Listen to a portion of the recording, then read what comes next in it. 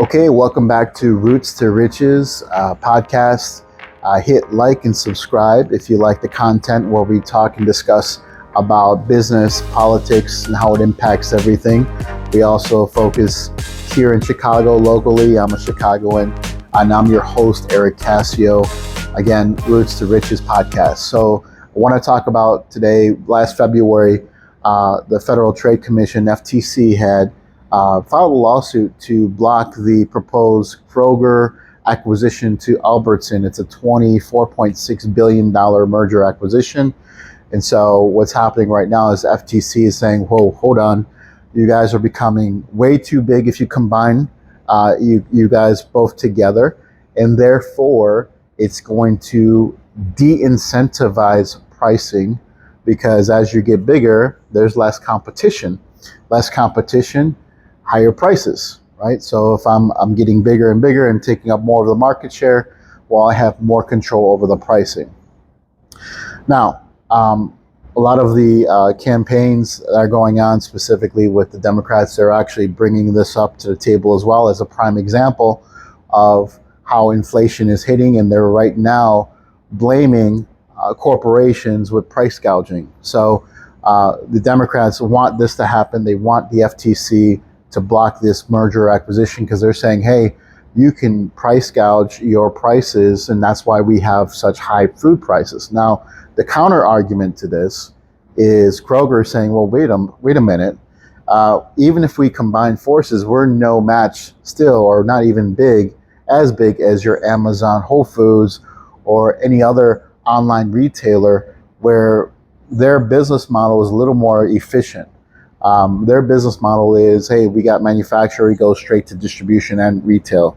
So if you're shopping online for groceries, you have combined distribution and retail, which cuts the supply chain cost down significantly versus the Kroger Albertson, which, well, the traditional model is, okay, manufacturer, supply chain, logistics goes to distribution, then to retail. So now there's 2 to 3 forms of supply chain cost.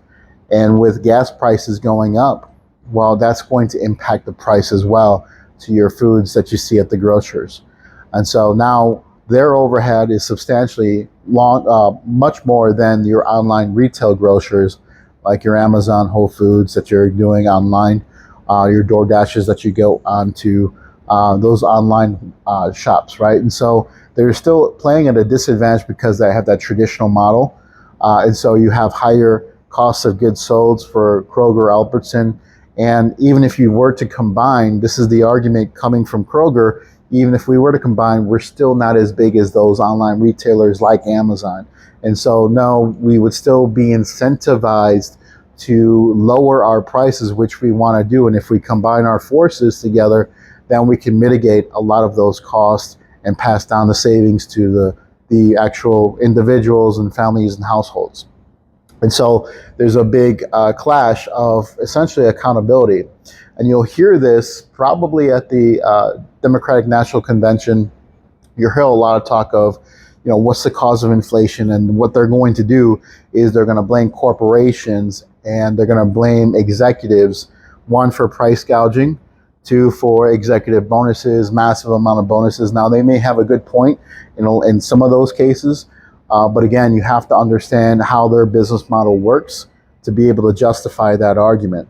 The counter argument is government spending, government bloating out spending in wars, international wars, government spending and taking on massive immigration, government spending on a lot of different services. And when the government spends more money, guess what? There's more circulation of money flows coming in, which again increases inflation because government spending is such a huge amount of our economy that when that spending continues to go on, while there's an increase in demand now, while that supply is still the same, when you're increasing demand with bloated government spending, that is going to cause massive inflation. So you have 2 counter arguments. You're going to see a lot of the Democratic leaders, they're going to blame the corporations. The corporations are going to blame the government for massive spending. So it could be a combination of both, but that's up to you to decide this election year. So which side you're going to choose. It's really going to be up to you to make sure you do your research and educate yourself on some of these business models, educate yourself on how the government is spending bloated amounts of budgets, bloated amounts of money that will encourage inflation. So as you're spending your dollars every single day, we're all cognizant and conscious of it. Those dollars don't go as far as they used to. There's going to be a little tug of war of who's to blame for it. Is it the corporations? Is it the government? We can even talk about the Federal Reserve and how they're impacting inflation as well, with quantitative easing. And so those are the things that we really have to pay attention to. So it's a quick update, and I think this Kroger-Albertson merger acquisition is probably going to be, led as an example for the government to say, hey, it's your fault, not our fault. And so we'll see how things go as things progress.